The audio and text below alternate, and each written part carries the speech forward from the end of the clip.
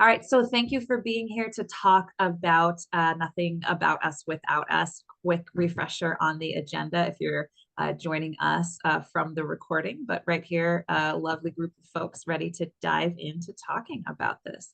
So sourcing the patient voice, how do we know what patients need? There's a couple different ways we can do this, and we talked about some of these things at the beginning of the day yesterday.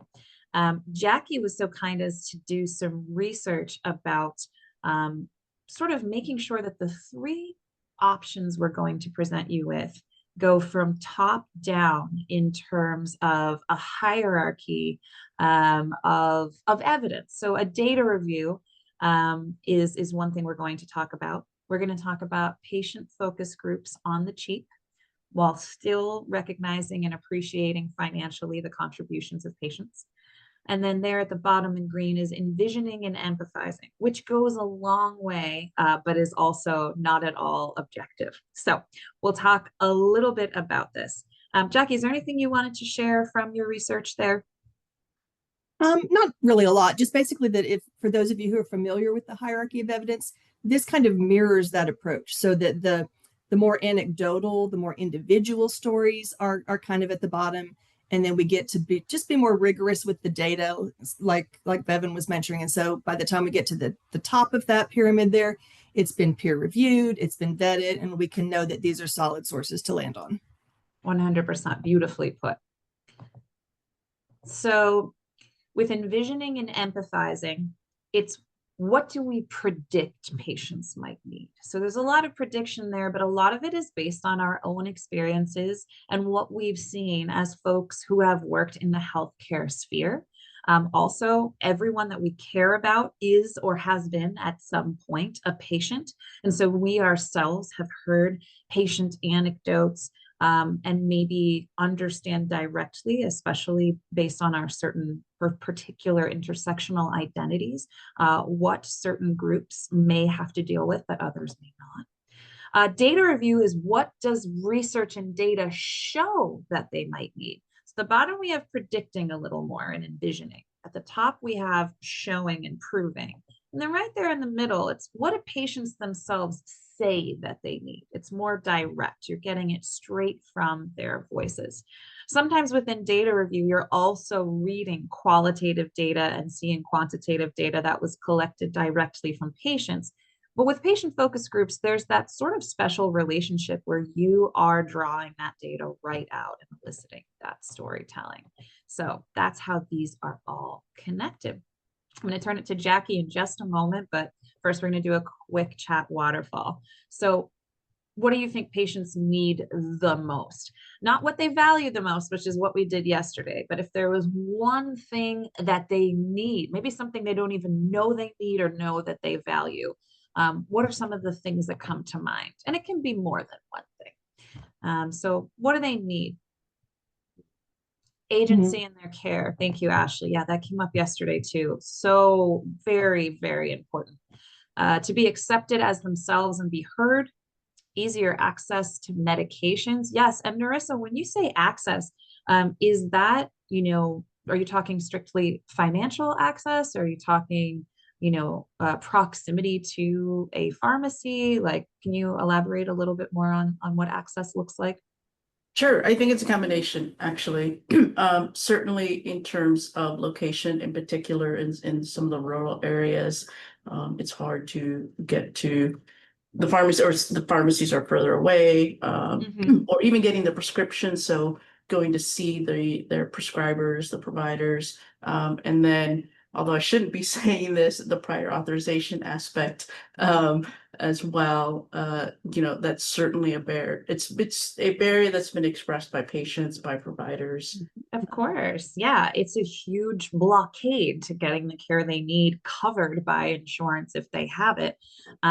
We have a couple of other, navigating the healthcare system. Support there from Emily. Carrie says facts and myth busting from someone they trust. We love that. And I'd love to piggyback on what Dave had to say about being heard. It's also being believed. So we have a lot of folks, especially who represent, certain demographics, certain identities, where they are less likely to be believed based on their race or ethnicity, their immigration status, their gender, their sexual orientation, their gender expression. So being able to live in a world where we no longer see news reports that somebody went and said that they were having chest pain and they were sent home with an Advil and actually knew that they had something more going on. So believing in the patient's story is just as important as collecting that information. And Deb really wraps that up beautifully, that their perspective actually matters. Yeah. So thank you guys. I really appreciate you all offering your insights there. And I think we have one more. So Jackie, will you kick this one off? Absolutely. So yeah, thank you all for those contributions. And so now we're looking a little bit more specific at your AD experience, your current clinical topics. So we'd love to have you just pop into the chat what you are working on. If you're not working on a topic currently, what would you like to work on? What have you worked on? What are you interested in? Just kind of let us get to know each other and what we're doing out in the big wide work world. So seeing hypertension, important always. Looks like a whole lot of really interesting, really important sexually transmitted infection kinds of conversations, HIV, hepatitis, anti-stigma, wonderful. Again, David also with HIV, sexually transmitted infections, also adding some gender expansive care. Really, really super important in today's climate where that's being minimized. Yes. And harm reduction, super, super great. As we talked about that yesterday, all really super important. Everything. Narissa says everything. She is the wearer of all the hats, the doer of all the things. Yes. Opioids, diabetes, asthma, hypertension, buprenorphine, HIV, PrEP, and the list goes on and on and on. Yes. Super, super great program y'all have there and really, really robust. So and loving that harm reduction kind of covers a lot of these, right? So even with hypertension, and Deb, I mean, again, Deb, you're reading my mind. We've got destigmatizing obesity. Yes. That's harm reduction, right? When you think about the interplay with stigma and mental health. So again, these are all just, every topic has its importance. These are all particularly noble topics and topics that are, very much folks are folks who disproportionately deal with these topics are often dealing with social determinants of health. Even with looking at something like asthma, are you having kids grow up in an area that's closer to factories that, where housing is more affordable or at least less cost prohibitive. All right, so thank you. It's really important that we get to know you all on more of a deep level. So let me talk a little bit about my role. Most of you know me. So we have a cross section of detailing materials on our website that really runs the gamut. And if we don't have one and you ask us, we'll be like, oh, so-and-so in Wisconsin has that. So it's really a nice way to have us say that we ourselves, while we do develop materials for certain programs who ask us to, we are also the curators of materials that we think are particularly impactful, and particularly love to showcase ones that highlight the patient voice. So that's a little bit about us. And again, I will drop all of this good stuff in an email to you all. But we have a project planning inventory. We also have the curated library of AD materials with this red circle around it. There's a subsection on our website specifically with detailing material examples. So if you're looking for some of that stuff, come talk to me. We can stay on after the end of this session. Jackie, over to you to talk about your awesome journey at PMC. Absolutely. So you can see Pharmacy Management Consultants is where I hang my hat. We are in Oklahoma City, but I actually interact with health providers across the state. So Oklahoma City, if you kind of think in your mind, it looks like a iron skillet, like a frying pan. And so there's that little piece off to the side that we call the panhandle because it looks like the handle of a pan. And then Oklahoma City is right in the middle. And so we're basically north, south, east, west, smack dab in the middle. And so it makes it kind of convenient to do the whole state. but yeah, do the whole state. As I mentioned, I started in 2015. I was actually brought in to start our academic detailing program from the ground up. Somebody got an idea that this would be a great thing and started the ball rolling. Originally, we were designed as a pilot program to just kind of see and test the waters, and weren't really sure how the funding was going to happen and how it was going to be continued. So for the first 6 months, it was just kind of, let's see, what can we do? What will we do? And how does that work?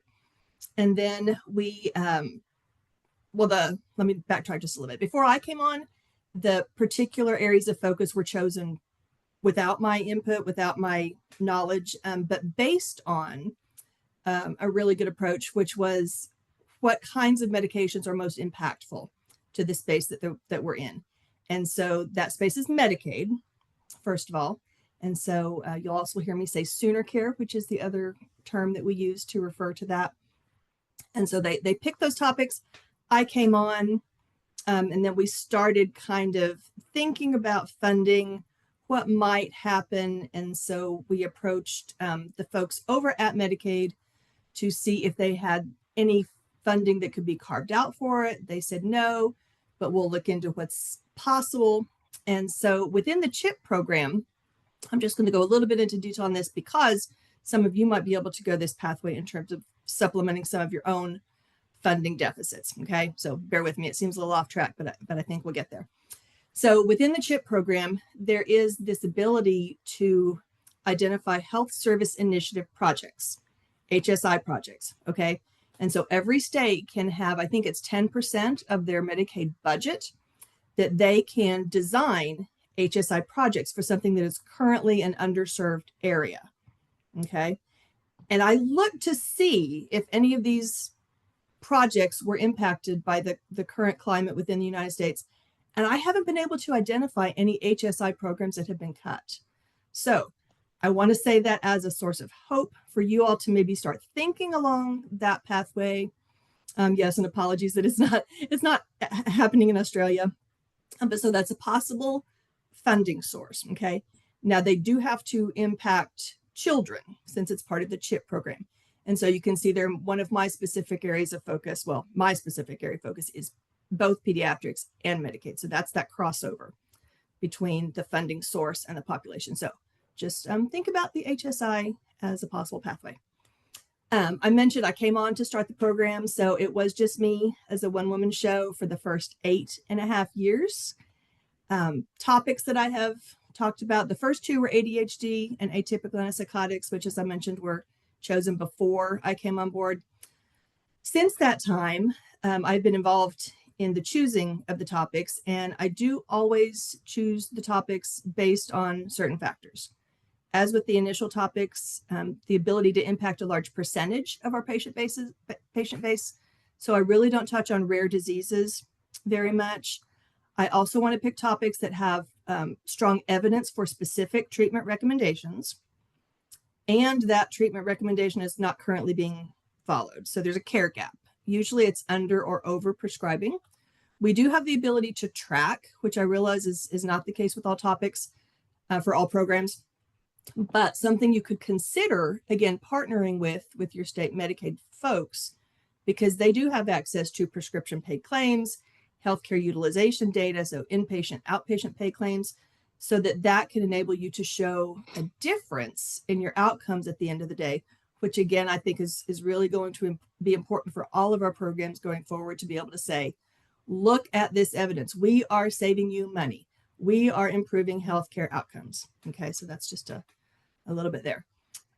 Some of the ways you can think about identifying topics for your own group: look at the Medicaid core value set. That gives specific places where they want to see movement. Again, lots of times with prescribing. And then also the HEDIS, the Healthcare Effective Data and Information Set. And again, that's a set of national quality measures that folks can look at to identify possible topics. So just kind of to wrap up this little piece, in the pediatric space, it's always been me. And then we did add on Yahida, who you got to meet yesterday. Lovely, lovely Yahida. doing work in the public health space with funding from the State Health Department. And we brought on Peggy Snyder, whose materials you're actually going to see in just a little bit. So cool. And we'll see a compare and contrast of some of the materials from earlier in Jackie's campaign and a bit later. All right, so really quickly, a detailing aid, we really want detailing aids to be compelling. We don't want them to just kind of synthesize the evidence and look pretty. We also want them to pull people towards the conversation and really pull them into a dialogue about what behaviors and actions they're already taking and what they could be doing differently. This, I'm pretty sure, is not new to anyone here, but just a quick refresher on that.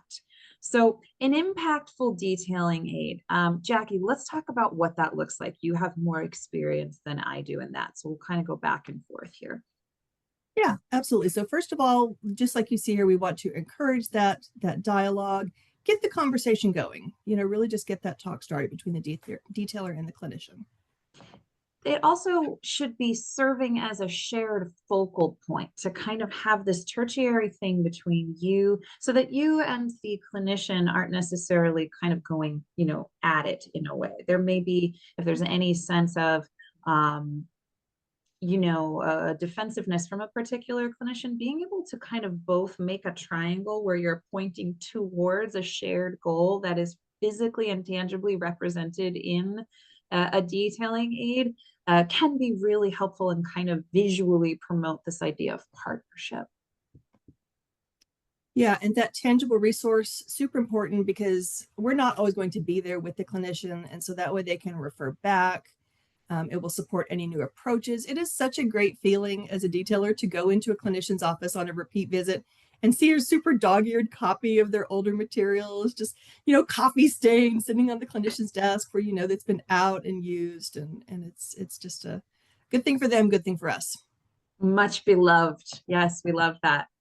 It should correspond directly with specific behavior change commitments. So this isn't an evidence review, right? A detailing aid isn't, here's what the evidence says. It's, here's what you should do. So it's interesting. Some folks really think that saying things like, it's important to prevent HIV, that's not a key message. That's not a specific ask. We'll talk a little bit more about that. Back to you, Jackie.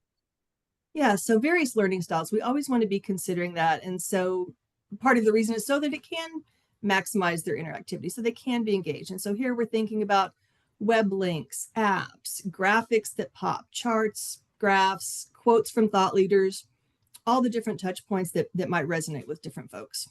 Yeah, pocket cards, whatever you can incorporate, and whatever also points to options for continued contact. So this sounds Captain Obvious, but you got to have your contact information available. We recommend putting it right on that detailing aid so they know exactly how to find you. It seems like business cards aren't as much a thing. They kind of are, they kind of aren't. Some people take pictures of business cards. Dave, I know you take a picture with the person so you know who it is.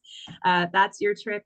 So yeah, anyway, people are into QR codes, whatever way you want to do it. All right, so what content do we want to include? We want relevant data that illustrates the very specific clinical problem or gap in care. This may sound obvious when you're coming in talking about something like hypertension. Well, do I really have to illustrate why hypertension is an issue? Do I really have to illustrate why the opioid crisis is a crisis? Yes, in their specific community. You want to take something that's global, national, statewide, and get as relevant to their immediate community as possible. It's more overwhelming for a clinician to hear, yes, the opioid epidemic is a global crisis. It makes it seem a little like, well, then I can't really do much about it. I'm doing my best. But if you say, hey, right here in Blaine County, we actually contained our overdose rates and had them level for a year, and now they're starting to spike. I'd really love to ask you what your thoughts are about that. There's this sense of ownership and connectedness to one's own community that can really help make the case. So illustrating the need is always key, even when you think it's obvious. And I love these comments in the chat. Thank you guys for keeping them going. And welcome, Christine, who joined a little bit ago. Your action-based key messages, we recommend literally putting the word key message in front of it so there are no questions about it, or recommended action. You don't have to do that, but just making sure it's written in language that very much shows this is a thing we're asking you to do. As we just mentioned, and Jackie talked about, tools, resources, apps, things that help the clinicians take the idea of change and put it into tangible action. So we have an example over here on the right. You'll see the impact of the opioid crisis, right? Improving patient safety and reducing opioid overdoses. The title right there tells you this is what we're hoping to do. And then we've got data underneath. Hey, 75% of drug overdose deaths in 2020 involved an opioid. You know, whatever data you have to illustrate that issue. More and more campaigns are sourcing and including patient experiences right up front, right? So that it's not as an afterthought, like, oh, I knew somebody who dealt with addiction, and this is what you might want to think about. But putting a quote, a picture, you noticed, maybe those of you who joined yesterday for that very first presentation, that they're using videos now. When you humanize somebody's story, it can really be so much more impactful than a data point. It really can convey that the work that clinicians need to be doing and the directions they need to be moving towards are relevant to patients, and that patients themselves have said as such. All right, so let's take a pause and look at more examples. Let's look at some of materials from Jackie's program. Jackie, over to you. All right, so I'm totally going to tattle on myself for this next slide.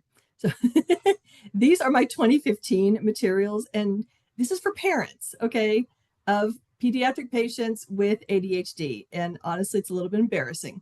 So what I included was a flow chart you can see there.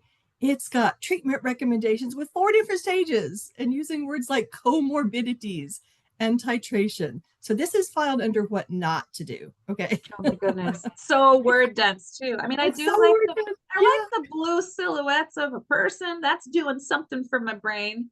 Right. But overall, oh my God, the one in the second to the left there's no color. Right. Yeah, it's tough. I mean, it's true. It's all true. It's all evidence-based, but it is not patient-focused. There's no patient-focused language, no parent-focused language. There's like just those 3 sad little people for graphics. There's too much information, too high a reading level. Now, in my defense, the NARCAD toolkit was not yet born. Okay, so you know, there you go. Okay. Yeah, but it's true. This is marketing. You have to think about your audiences. So yeah, Jackie, back to you. Yeah. So it's just for kind of part of the reason for showing this is because it is important to include some patient-facing materials, because our conversation is provider-centric, but that's not where it ends. We're only wanting to change the provider behavior so that they in turn can positively change the patient behavior. Okay, so that's the first half of the conversation, is the provider-centric, and then we have the patient-centric. So our conversation, you see there, doesn't end with providers. That's the starting point. And so we just kind of want to keep that in mind. And I think just really quickly, that's so key. There were some of the early studies and early initiatives in AD were simple things like, hey, you don't need an antibiotic when you have a cold, right? Right. But patients really struggled not walking away with a script. They needed to feel like there was a tangible thing they received in their visit. And so one AD program, I believe it was the LOSA, made a fake prescription pad with the things you can do on it with check marks that are not actual medications. And it actually showed that people who got that ended up getting healthier and not going to another doctor asking for an antibiotic. So thinking about what does the patient need to change their behavior, it's a ripple effect. Jackie, what do you want to say about this page just in comparison? Yeah, so this is 2025, and this is Peggy's materials on, as you can see there, opioid and benzo deprescribing is the message to the providers. But for the patients, it's what should you know? What do you need to know about this? What knowledge do we want to communicate? What resources do we want to communicate? What support do we want to give them? where can we address these social drivers of health in terms of cost, accessibility? So you see this naloxone saves lives graphic down there. That's how to get free naloxone. Very simple graphic presentation about how to use the naloxone. You really don't even have to have English as your first language necessarily to be able to communicate with this graphic. So it's just facilitating that provider conversation in a way that can better benefit the patients. Yes. So looking through the Yes, and in ways that, oh, we have a question. Narissa, read patient-facing materials. Are states required to offer them in multiple languages? That's a great question that I don't know the answer to. I don't know about required. It's certainly a wonderful idea, and they certainly should be. But I will look into whether or not that's a requirement. I wonder if it is required. I'm going to guess not everybody's doing it, and who's like sort of enforcing that. But that is key to consider. So great. We're giving you just a couple of examples about how to shift the focus. We're going to pop you into little baby breakouts so that we can have y'all talk about sourcing the patient voice. So we're going to go back to our little triangle here, and Chris, you'll get caught up. These are the 3 ways we're going to be talking about accessing patient data, patient feedback, patient stories, or thinking about the patient experience. So we're going to do a quick breakout on envisioning and empathizing. And Jackie is going to introduce the topic, which is a snapshot from the detailing aid you just caught a peek of. So Jackie, what would you like to share? Just a little bit of a quick backgrounder on reducing co-prescribing. Yeah, so we're not going to turn you into experts on this topic, but really just some level setting. These 2 medications really should not be co-prescribed. They are co-prescribed at a very high rate. There's no strong evidence for co-prescribing. It's things like, well, maybe for some people or maybe appropriate, but there is strong evidence for negative outcomes, the most serious being death. So as I mentioned, the key message is reduce co-prescribing of these medications. Yep. And here's a close-up of the, this can be actually, this is obviously patient focused, puts you at much, much higher risk of, and I really like that you could swap out a couple quick pronouns on here, and this would be an explainer for a clinician as well. So just a basic, this is what you're going to be learning about. All right. So in your breakout, you're going to have 10 to 15 minutes. You're the patient. So pretend you're the patient. It won't be that hard because you all are patients or have been at some point. You're going to introduce yourself to your breakout group, and I put you in groups of 2 or 3. Imagine you're a patient who's been taking an opioid and a benzodiazepine regularly for, I don't know, a couple of years. Situation 1, your provider wants to taper you off of one or both medications. And I'll make sure you get this whole prompt, so don't worry. What questions, concerns, or fears immediately would come to mind if you were a patient who'd been on an opioid and a benzo for a couple of years? And then what supports, resources, or tools would you need? And then situation 2, your provider wants you to start carrying naloxone with you in case of an overdose. Same thing. What questions, concerns, fears, what would first come up for you? What supports, resources, or tools would you need? I'm going to put this all in the chat box for you. So like, I really like Emily's analogy of like, it's like carrying a fire hydrant on you. It's like, so to put out a fire. And then we talked, I love that analogy. I love talking points around outreach. So then it's like, providing people with the talking point of like, hey, you carry this fire hydrant around to help put out fires. It doesn't mean like you set the fire, right? It just means you have this fire hydrant to put out fires. Yep. I love that so that it kind of destigmatizes naloxone and it gives people talking points so that if they are caught with it, I'm just like, hey, it's like my own little fire hydrant, like a cute analogy. And I love that. It's going to be incorporated into all of my outreach notes from now on. Thank you. Thank you. I like that too. And what you're already thinking of, and this is what I love about accessing the patient voice. If you can go deep enough when you're planning an AD campaign and you're planning your materials and you're thinking about context, and you can go deep enough to get to envisioning potential, stigmatizing the ways in which patients may feel stigmatized, you can already build in preparation and those talking points for providers to be ready to hear that and be ready to respond. If you don't do that, then you're coming in and you're detailing and you're like, hey, it's really important for your patients to deliver, to carry rather, naloxone. So you should start co-prescribing it. Provider goes, cool, I'll do that. Then they do it and they hit that wall. You wasted your time in a way. Unless they call you back and say, hey, Dave, you came in, I don't know what to do. What do I do?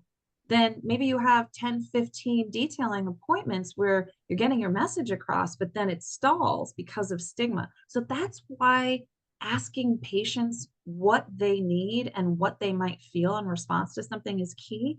And this is how powerful envisioning can be if you don't have the funds to do a focus group, which we'll get to shortly. I have some other stuff in the chat that's really great. I can't self-administer it. Do I have to tell others? Again, the stigma about telling others. Normalizing the conversation is great. So again, thinking about stigma with any topic is key. Christine says, my college-age kids and their friends all have naloxone. How awesome is that? All right, last question. You are envisioning as a patient, what would happen if your provider asked you to carry naloxone? After you talk about your questions or fears, what do you need to get this done? What do you need to feel okay about this and implement this? So Ashley, can we unmute you and just get a sense of what you'd like to share from your group? What did you all talk about? Yeah, I'm having a hard time remembering our supports and resources tools, because we at the end we're talking about some like state of the world stuff. So if another Oh, group okay. member wants to jump You know what? in That's with important. Who else was in Ashley's group? Who was in Ashley's group? Chris, Narissa, looks like. Yeah. Yeah, Narissa, what you got? I mean, a lot of it was education. Dave, I used the same, I mentioned the same analogy with the fire extinguisher component. We also talked about getting access to naloxone. So Chris actually even has an event tomorrow where they're giving a family event thing and they're giving away free kits. Some of my staff worked with an organization where they were distributing it at Lollapalooza or music festival. Oh, that's wild. Cool, cool, cool. So this is where it's at. Envisioning goes a long way. Even if you have a staff of 2 or 3 people, if you each come up with 5 potential responses to a key message from a patient, you've got 15 ideas about how to prepare that clinician. All right, let's move on. We want to make sure we're covering data review. And Jackie, we probably only have a couple minutes for this. So let's talk briefly about pre-existing patient narratives that you can find. And then if any of you want to tap in on how to get those, please reach out to me directly. You can email me. You all have my email on the calendar invite, and we'll talk more about how to do that for your specific project. Jackie, over to you. Okay, great. So tip of that pyramid, data review. What does the data say? Just do a kind of a literature review, find out if there's anything on your topic that people have already done, so you don't have to. Again, no need to reinvent the wheel. You can look at the quantitative and the qualitative data. Sometimes, as you'll see, there's qualitative embedded in a quantitative paper. Sometimes you're looking at studies, but don't forget also things like blogs, podcasts, editorials, interviews. Sometimes that comes from groups like foundations, things like the Alzheimer's Foundation, NAMI. A great and probably underutilized resource, at least for me, I know I don't utilize it enough, medical librarians. So if you're in an academic setting, you can go and like, we're the librarians of the content. They are literally the librarians of the content. And so you can say, I need to find some patient voices here. I need to find some patient studies. Where can you point me? They're a great resource.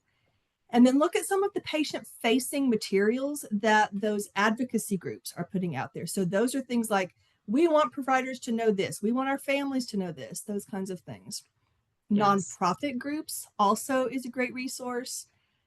So that's just kind of to get us going and get us started to think about where can I start to look. And a lot of these things are free if you just cite the source and ask for permission.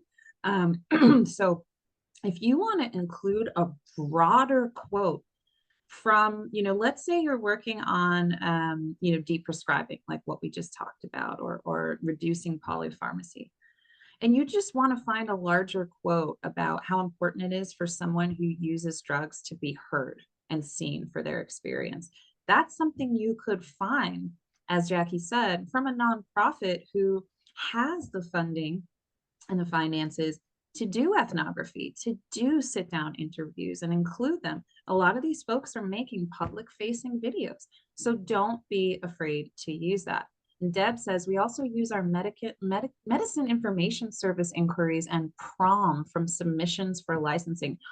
Tell me what PROM is. I don't think I'm up to speed on that. If you can unmute, that would be awesome. Yeah, they're the patient-reported outcome measures. So when a new drug is being licensed, now their sponsor has had to do some work around patient-reported outcome measures.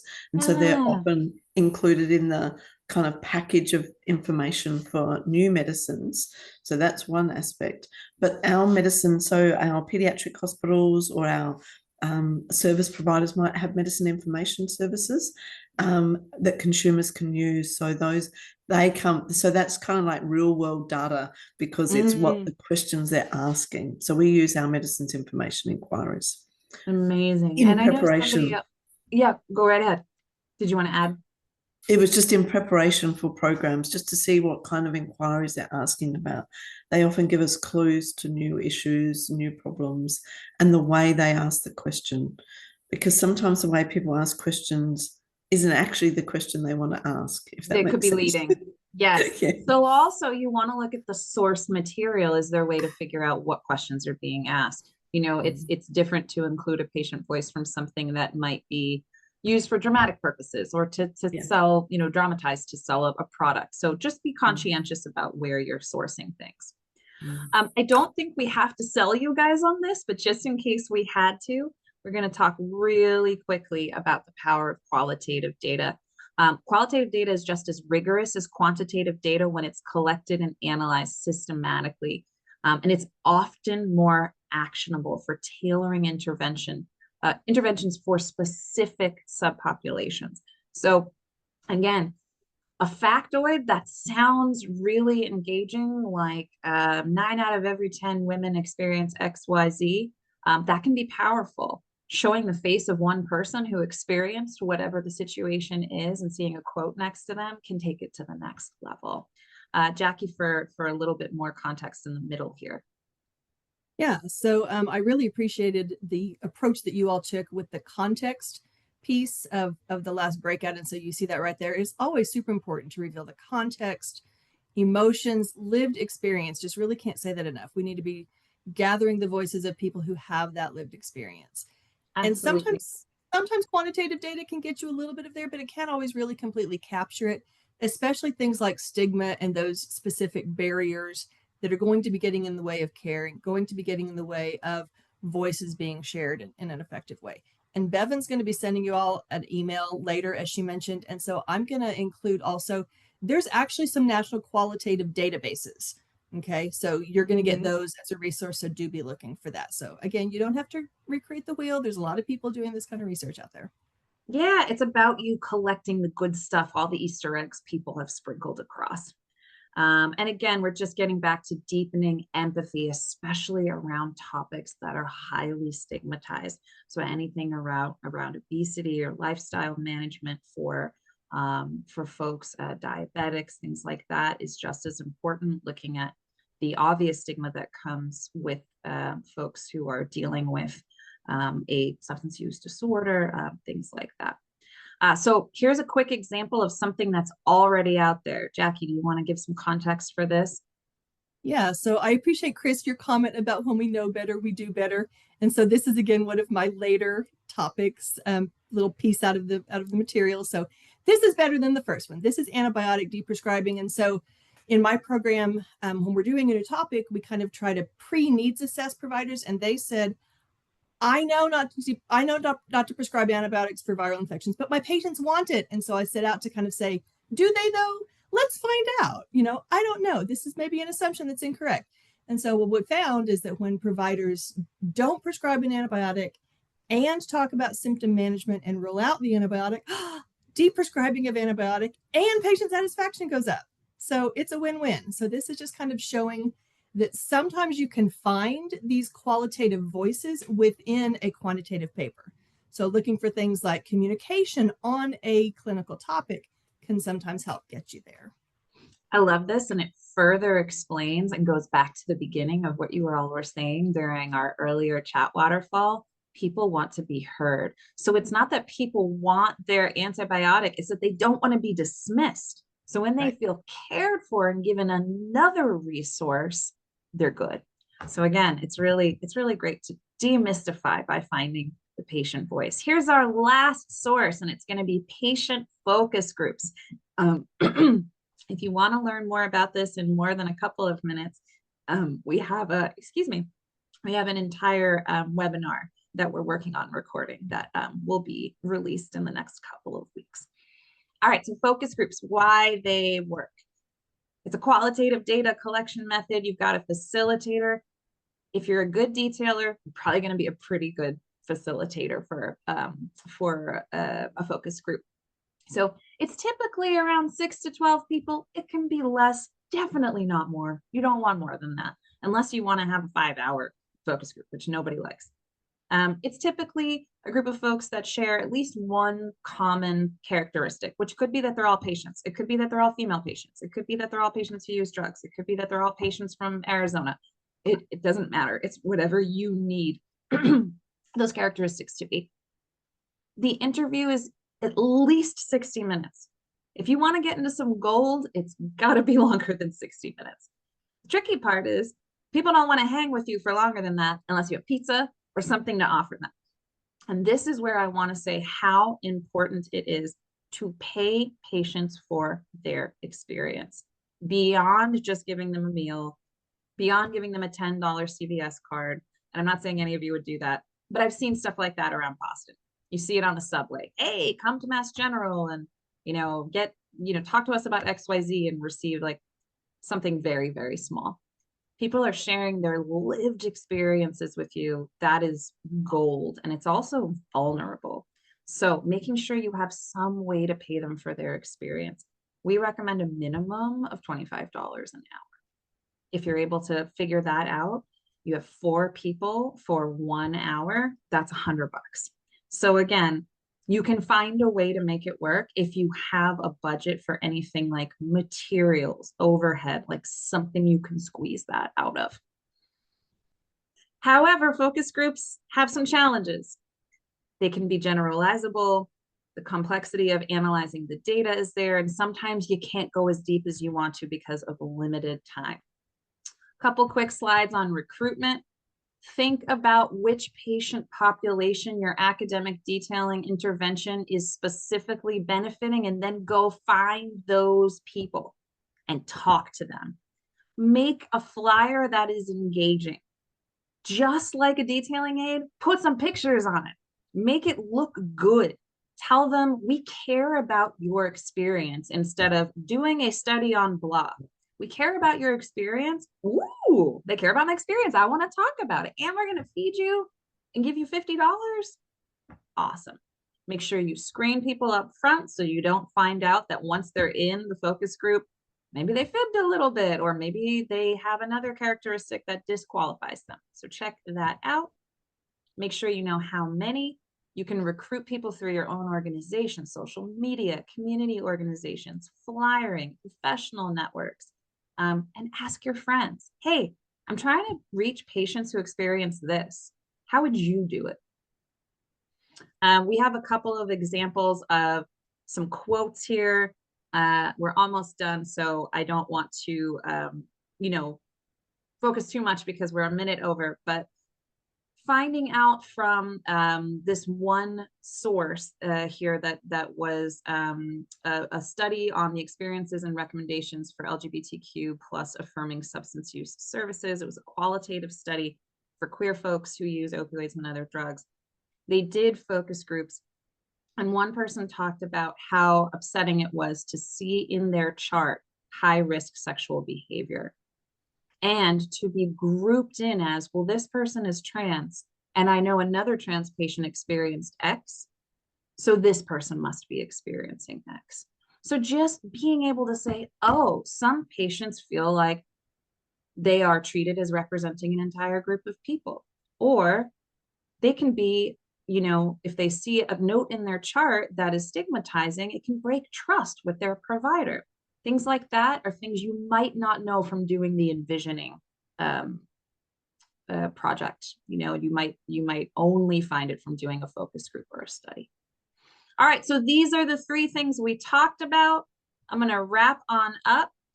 We don't have time for a second breakout because this has been so juicy, but I want to share that you can come back to NARCAD and ask us about these 3 areas. I am happy to hop on a call with you for an hour and talk about your specific program and what you need, kind of bounce some ideas around, help you figure out, hey, how do you build a consent form for your first focus group? How do you do a flyer if you're not a graphic designer?